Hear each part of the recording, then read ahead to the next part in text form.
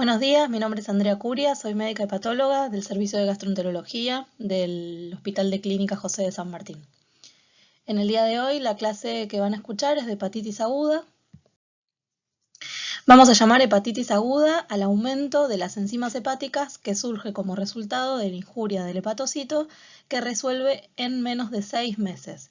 Cuando los procesos se extienden por más de 6 meses vamos a hablar de hepatitis crónica. Y esto lo vamos a ver a nivel del laboratorio con un aumento de las transaminasas AST-ALT por más de 10 veces de su valor normal. ¿Cuáles son las causas de hepatitis aguda? Bueno, las causas principales que siempre tienen que interrogar en los pacientes son las causas tóxicas, el alcohol y las drogas.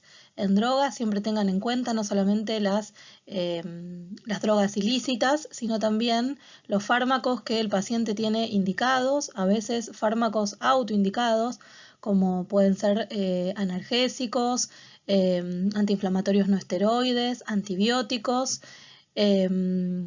antimicóticos, y también siempre hay que interrogar sobre productos de herboristería o algunos preparados que supuestamente son homeopáticos, tés medicinales, yuyos. Eso también siempre hay que interrogar al paciente porque pueden ser causas de hepatitis tóxicas. Por otro lado, los virus. Dentro de los virus tenemos dos grupos, los hepatotropos, principalmente el virus de la hepatitis A y de la hepatitis B, son principales causas de hepatitis agudas. También lo pueden dar el virus de la hepatitis C, D y E. Y dentro de los virus no hepatotropos, los más frecuentes, el citomegalo y el Epstein-Barr, otros, el herpes y el virus de varicela zoster. Por otro lado, otra de las causas de hepatitis aguda es la causa isquémica, que es algo característico que pueden ver en pacientes con insuficiencia cardíaca o pacientes en shock, donde por hipoflujo el paciente es una hepatitis aguda isquémica. La hepatitis autoinmune generalmente se manifiesta en forma de una hepatitis crónica, pero un bajo porcentaje puede presentarse, y es algo que siempre tienen que tener en cuenta ante una hepatitis aguda, como tiene una presentación aguda, la hepatitis autoinmune. Otra de las enfermedades que también generalmente tienen presentaciones crónicas, pero que pueden manifestarse como una hepatitis aguda, es la enfermedad de Wilson, una enfermedad mucho más rara. Y otro grupo es la hepatitis aguda sobrecrónica, que es otra entidad aparte, que son pacientes que tienen algún daño, alguna injuria aguda en la base de una hepatopatía crónica. Ahora bien, dijimos que el diagnóstico de hepatitis aguda, si es esta injuria del hepatocito que resuelve en menos de 6 meses, lo vamos a tener diagnosticado por el aumento de las enzimas hepáticas por más de 10 veces de su valor normal. Una cosa muy importante a tener en cuenta es que los niveles de enzimas hepáticas no evalúan severidad ni tampoco evalúan funcionalidad hepática. ¿Con qué vamos a evaluar funcionalidad hepática en estos pacientes? Con los parámetros que ustedes ya conocen de funcionalidad, que son la albúmina y el colesterol, la colinesterasa y los factores de la coagulación. Estos son los parámetros de funcionalidad hepática, que como pueden ver en esta diapositiva, estos parámetros van a tener diferentes vidas medias y así van a ser utilizados para diferentes escenarios.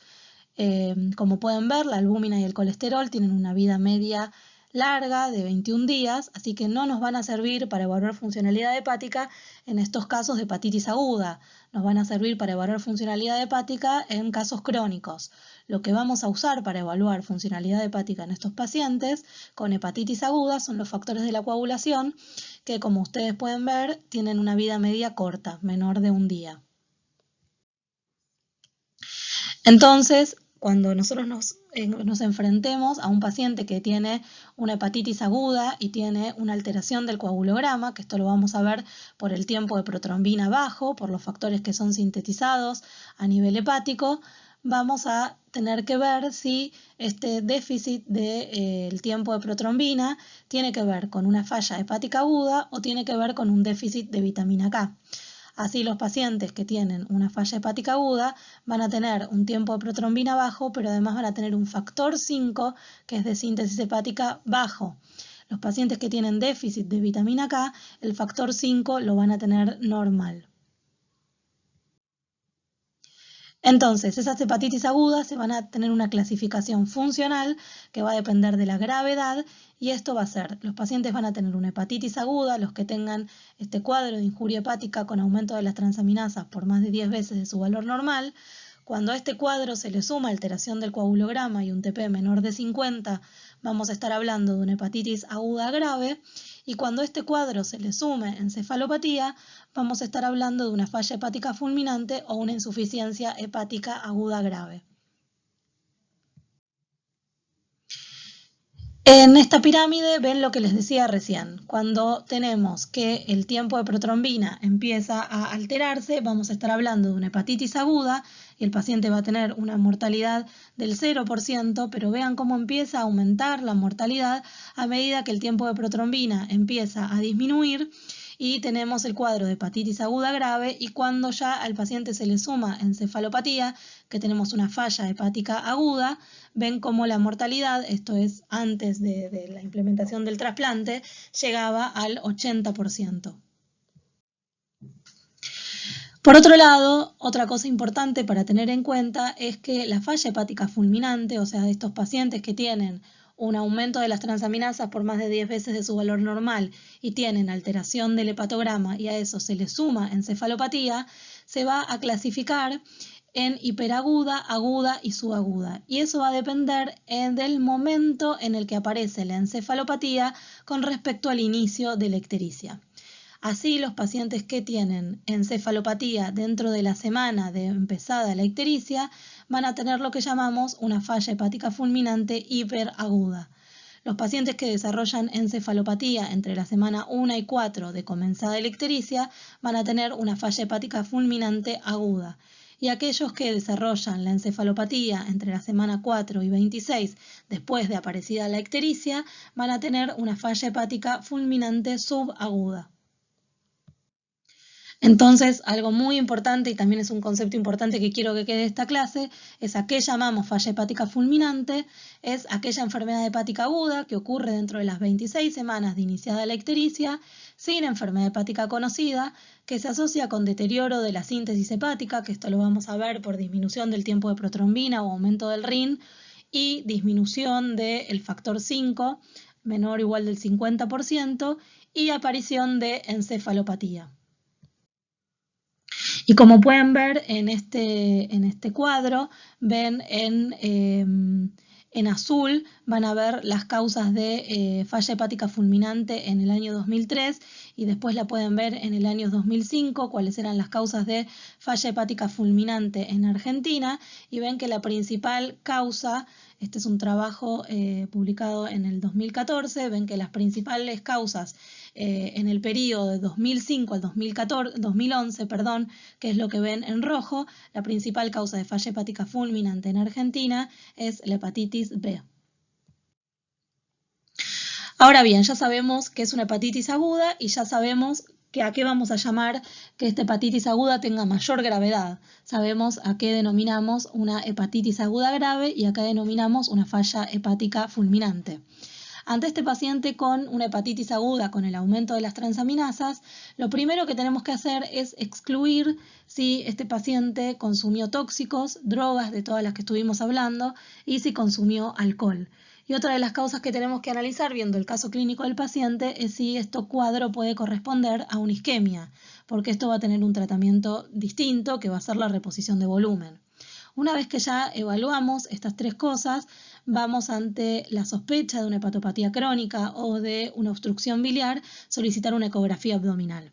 Y una vez que vemos que no tenemos obstrucción biliar y vemos que el paciente no tiene estigmas de hepatopatía crónica en la ecografía, vamos a empezar por estudiando las causas virales, que son las causas que van a llevarse el mayor porcentaje de los diagnósticos de esta hepatitis aguda. Y vamos a empezar con estos tres virus. Vamos a estudiar hepatitis A, hepatitis B, que les dije que son las más frecuentes y las que tenemos que estudiar principalmente, y también vamos a estudiar hepatitis C. Entonces vamos a pedir un anti-IgM, vamos a pedir un anticore IgM para hepatitis B y un antígeno de superficie, y para hepatitis C vamos a pedir un anti-C. Si tenemos alguno de estos marcadores positivos, vamos a tener el diagnóstico de una hepatitis viral y con esto vamos a identificar el 90% de los casos. Si estos marcadores nos dan negativos, vamos a pasar a estudiar virus de segunda línea, que como vamos a ver van a ser el Epstein-Barr y el citomegalovirus, que como ahora vamos a ver va a haber algunas cosas de laboratorio y del examen físico que también nos va a orientar a pesar en estos virus.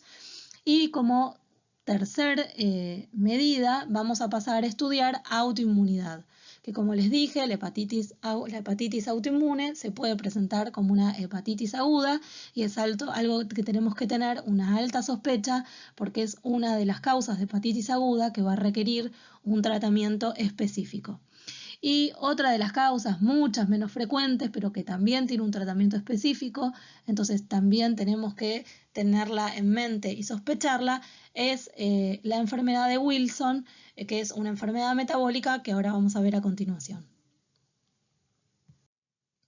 Vamos a empezar entonces por las causas más frecuentes y vamos a ir hablando brevemente algunas cosas de hepatitis virales, de los virus no hepatotropos más frecuentes.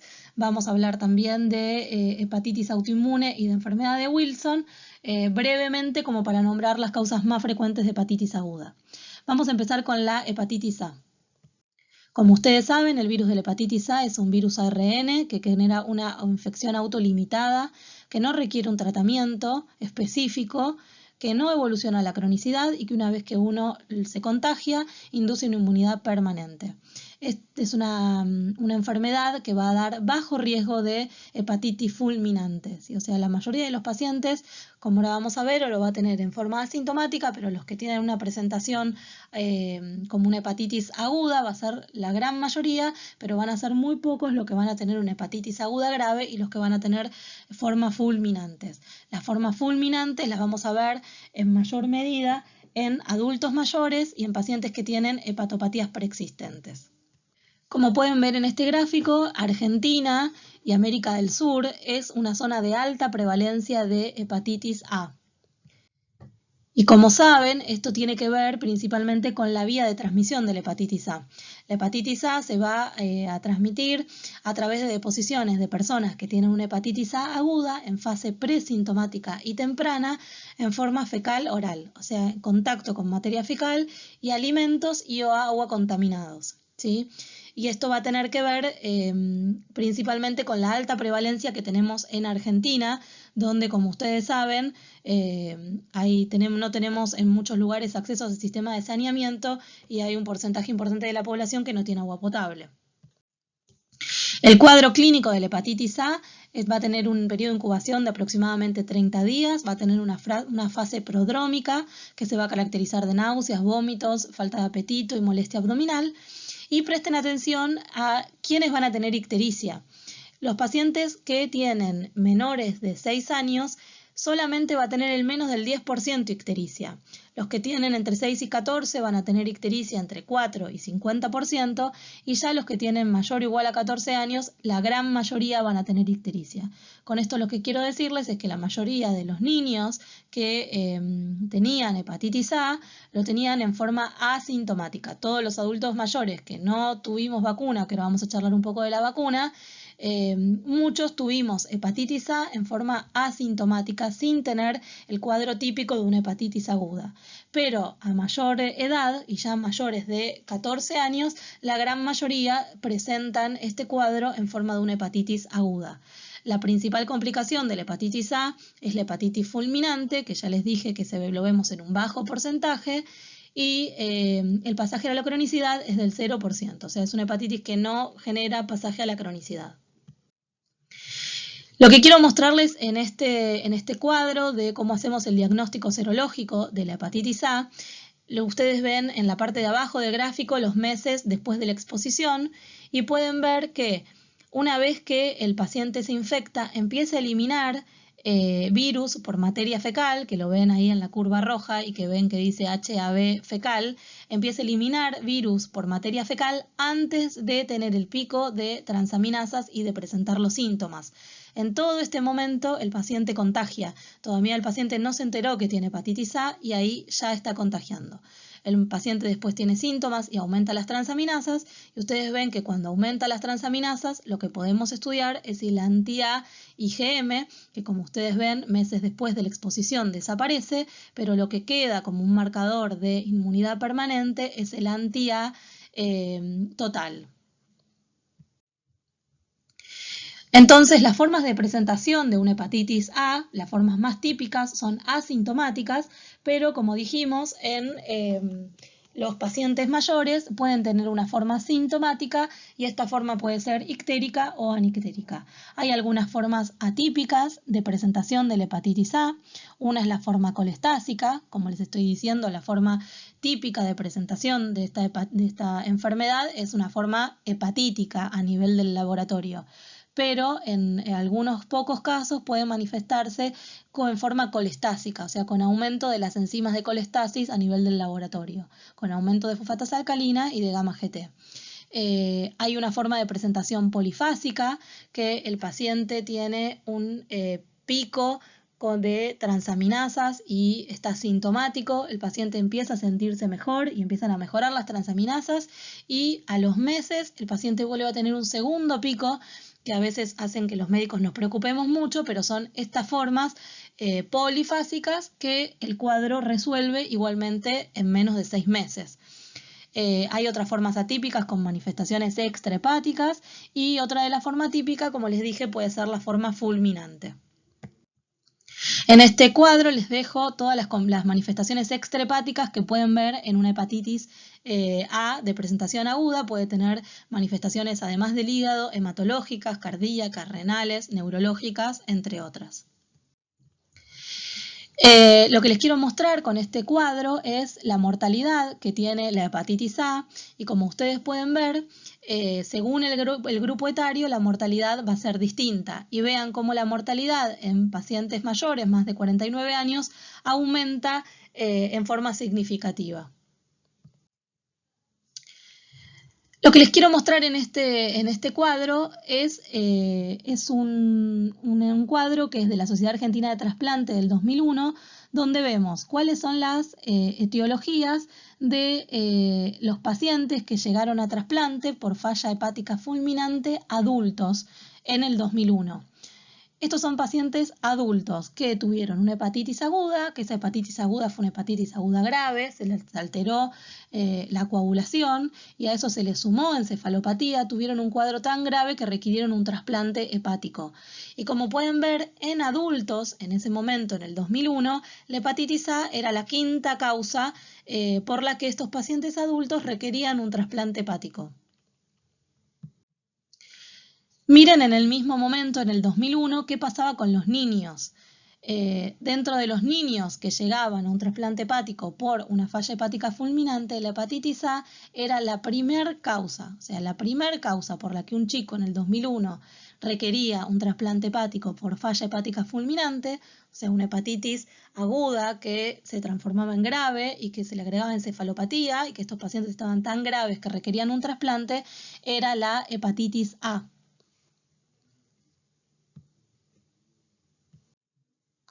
Esto, como vamos a ver ahora, cambió, y esto cambió gracias a la vacunación obligatoria de la hepatitis A.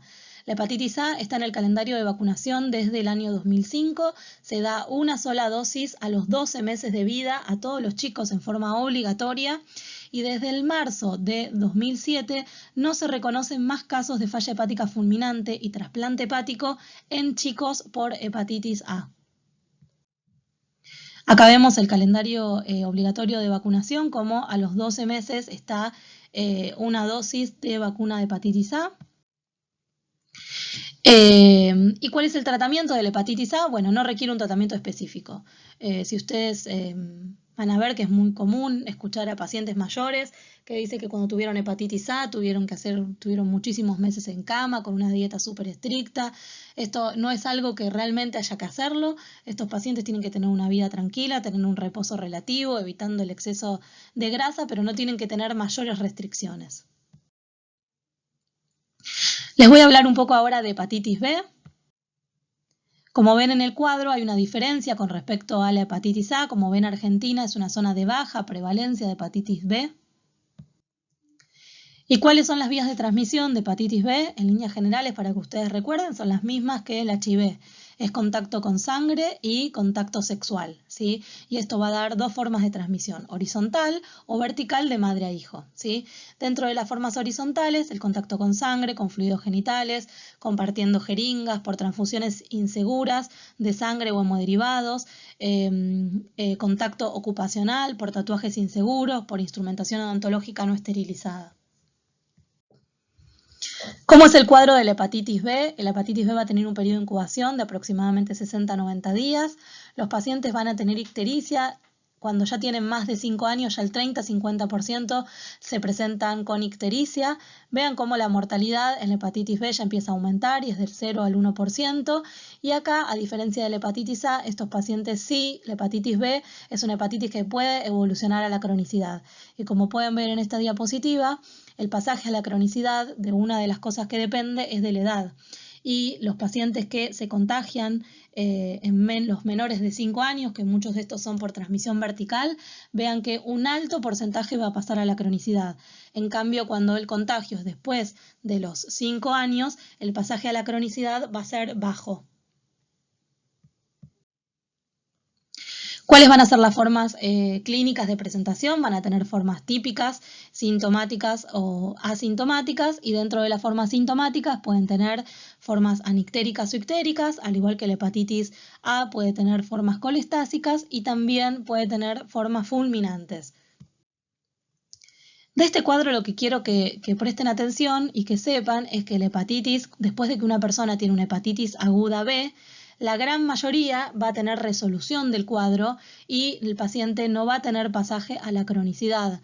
Aunque ustedes saben que la hepatitis B no se cura, la hepatitis B se resuelve, el paciente va a quedar con lo que llamamos una hepatitis B resuelta, que en algunos casos va a requerir sí, prestarle atención, principalmente si el paciente va a ser sometido a algún tratamiento que genere inmunosupresión. Si no es que el paciente se cura, pero sí la hepatitis B se va a resolver en la mayoría de los casos. Y un bajo porcentaje va a pasar a la cronicidad. Pero de estos pacientes que pasan a la cronicidad pueden evolucionar a la cirrosis, a todas las complicaciones de la cirrosis, incluido el hepatocarcinoma. Sepan que los pacientes que tienen hepatitis B crónica, aunque no tengan cirrosis, también pueden tener hepatocarcinoma.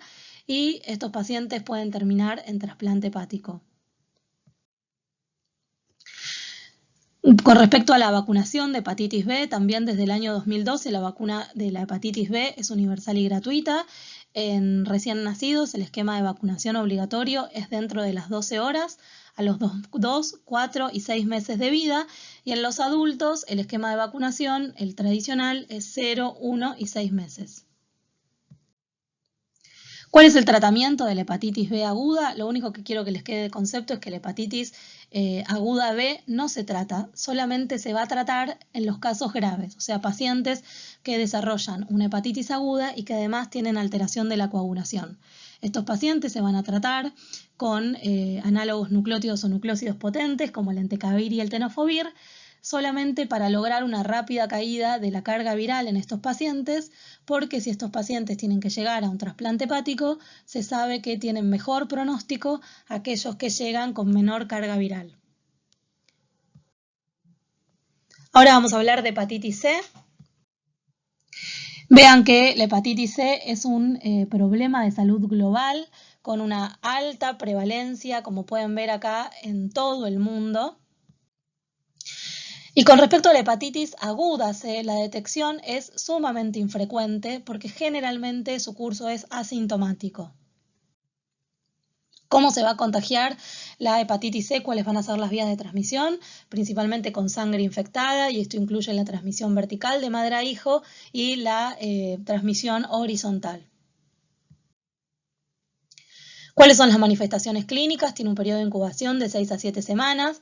Menos del 20-40% de los pacientes van a desarrollar ictericia con un cuadro típico de una hepatitis aguda, pero sí fíjense que un alto porcentaje de estos pacientes van a tener pasaje a la cronicidad. Y esto es lo que quiero que presten atención en este cuadro y que lo recuerden comparándolo con la hepatitis B. De los pacientes que tienen una hepatitis C aguda, un bajo porcentaje va a resolver. La hepatitis C sí se cura, a diferencia de la hepatitis B. Y la gran mayoría de los pacientes van a tener un pasaje a la cronicidad. Estos pacientes van a tener hepatitis C crónica, van a tener pasaje a la cirrosis y pueden estos pacientes tener todas las complicaciones de la cirrosis, incluida el hepatocarcinoma, y terminar requiriendo un trasplante o con muerte.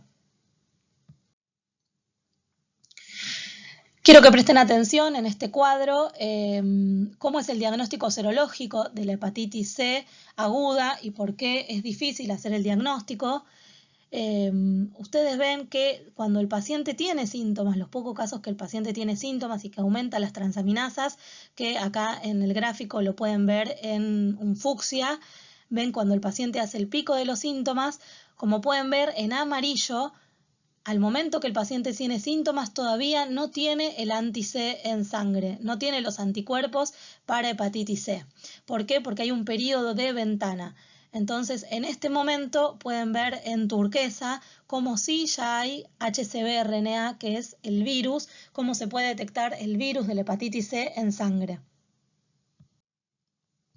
Entonces, ¿cómo vamos a hacer el diagnóstico de una hepatitis C aguda? Que como les dije es algo que tenemos que tener alta sospecha porque la gran mayoría de los pacientes son asintomáticos y es difícil hacer el diagnóstico en agudo. Una de las formas es teniendo primero un anti-C que es negativo y viendo pasadas las 3-8 semanas que hay una cero conversión de ese anti-C que era negativo que se hace positivo. Y la otra es forma de hacer el diagnóstico es que en el periodo de ventana, cuando el paciente tiene un anti-C negativo, tener un HCV-RNA, o sea, ver virus en sangre, un HCV-RNA positivo. Esto es lo que les decía de las formas de hacer el diagnóstico. ¿Cuál va a ser el tratamiento para la hepatitis C aguda? Bueno, el tratamiento de la hepatitis C aguda tiene que hacerse dentro de las 8 a 12 semanas para evitar el pasaje a la cronicidad. Una vez que ya estudiamos los virus, principalmente el virus de la hepatitis A, B y C, si con todo esto no encontramos cuál fue la causa, acuérdense que ya tuvimos que haber descartado y haber interrogado al paciente sobre el consumo de alcohol, sobre drogas, ver si el paciente no tenía una hepatitis aguda isquémica. Vamos a pasar a los virus de segunda línea, que, como les dije, son principalmente el virus Epstein-Barr y el citomegalovirus. Como les decía, estos virus los vamos a sospechar por otras alteraciones en el examen físico, otros síntomas y otros hallazgos en el laboratorio. El citomegalovirus tiene una alta seroprevalencia en la población general, que puede llegar hasta el 70-80%, y la hepatitis aguda por citomegalovirus es la manifestación habitual y más común de primoinfección en inmunocompetentes.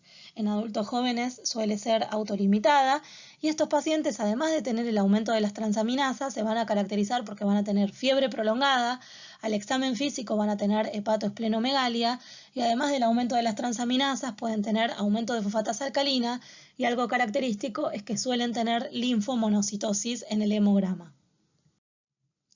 Con respecto al virus Epstein-Barr, la seroprevalencia en la población general es mayor del 60%, es el virus más frecuente de la etiología de la mononucleosis infecciosa, es un virus que se asocia a algunas neoplasias, como ustedes saben, el linfoma de Burkitt, el linfoma de Hodgkin, entre otros. Y con respecto a la hepatitis aguda que genera el virus Epstein-Barr, estos pacientes van a tener, además del aumento de las transaminasas, que generalmente no suele ser tan importante, suelen tener un aumento del LDH, suelen tener aumento de fosfatasa alcalina y aumento de bilirrubina también. Una vez entonces que terminamos de estudiar los virus hepatotropos, que son los más frecuentes, estudiamos el virus Epstein-Barr y el citomegalo, que son los de segunda línea, hay que tener en cuenta la hepatitis autoinmune. Que como les dije, la hepatitis autoinmune es una entidad que siempre tenemos que tener alta sospecha y estudiar ante un cuadro de hepatitis aguda, porque es una hepatitis aguda que va a tener un tratamiento específico, que va a requerir un tratamiento específico que le va a cambiar el pronóstico a estos pacientes. El diagnóstico de hepatitis aguda, que esto seguramente va a ser tema de otra clase para ustedes, pero el diagnóstico de hepatitis aguda se basa en 3 pilares fundamentales. Por un lado, el aumento de las transaminasas, por el otro lado, el aumento de la gamma globulina, que es algo que nos va a ayudar mucho en estos casos de hepatitis aguda, o sea, estos pacientes cuando sospechamos que puede haber un cuadro de hepatitis autoinmune, hay que pedirles un proteinograma y ver el valor de la gamma globulina. Cuando la gamma globulina está aumentada, siempre tenemos que sospechar una hepatitis autoinmune. Y junto con la gamma globulina, el hallazgo de autoanticuerpos característicos de esta enfermedad positivo, que son principalmente el FAN, el antimusculo liso y el anti-LKM. Y en tercer lugar, que no siempre vamos a tener la posibilidad de hacerlo en los casos de hepatitis aguda, es la biopsia hepática característica. Y por último, lo que les contaba de la enfermedad de Wilson.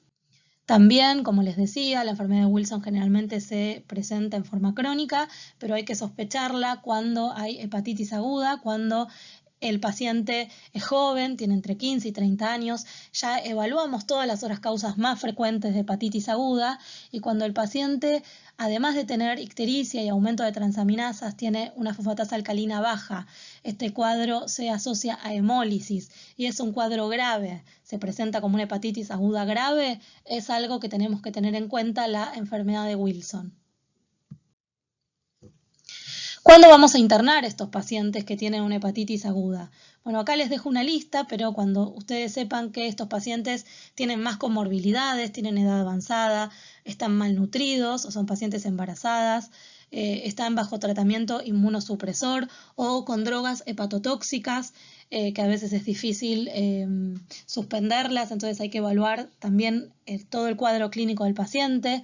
Cuando estos cuadros agudos se dan sobre la base de un paciente con una hepatopatía crónica, cuando la presentación inicial es grave, con ascitis, edemas o encefalopatías, cuando vemos en el laboratorio algunos signos de gravedad, ustedes ya saben, el QUIC menor de 50, pero les agrego el aumento de la bilirrubina, baja albúmina o hipoglucemia, o cuando el paciente tiene vómitos severos e intolerancia digestiva, estos son todos escenarios en que vamos a pensar que este paciente va a requerir internación.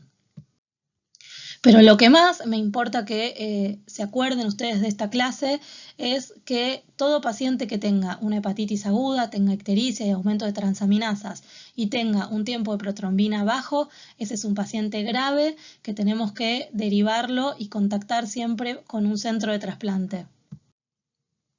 ¿Por qué? Porque no tenemos que llegar, este paciente no tiene que llegar a tener una falla hepática fulminante. O sea, tenemos que actuar antes de que el paciente desarrolle encefalopatía. Y todos los tratamientos que se le puedan ofrecer a este paciente antes del comienzo de la encefalopatía van a ser más efectivos y van a hacer que el paciente tenga mejor sobrevida. Entonces, ante un paciente con aumento de transaminasas y ictericia, un paciente con una hepatitis aguda y un tiempo de protrombina menor del 50%, o sea, con una hepatitis aguda grave, hay que reconocer precozmente este cuadro. Lo primero que vamos a hacer es evaluar si el paciente, qué drogas está consumiendo este paciente y suspenderlas, y después tenemos que ver, empezar, primero contactamos al centro de trasplante y después nos ponemos a avanzar en el diagnóstico etiológico para ver si alguno de las etiologías que pueda ser causante de la hepatitis aguda de este paciente pueda tener un tratamiento específico que le cambie el pronóstico. Entonces, como les decía en la diapositiva anterior, siempre evaluamos drogas. Entonces, primero contactamos al centro de trasplante y después evaluamos drogas. Con respecto a las drogas que el paciente viene recibiendo, los fármacos que viene recibiendo. Vamos a pensar, ¿hay drogas que pueden considerarse no hepatotóxicas? Y a esa respuesta les contesto que no. O sea, siempre tenemos que sospechar que este cuadro que el paciente tiene puede estar ocasionado por cualquier droga, cualquier fármaco que el paciente viene recibiendo.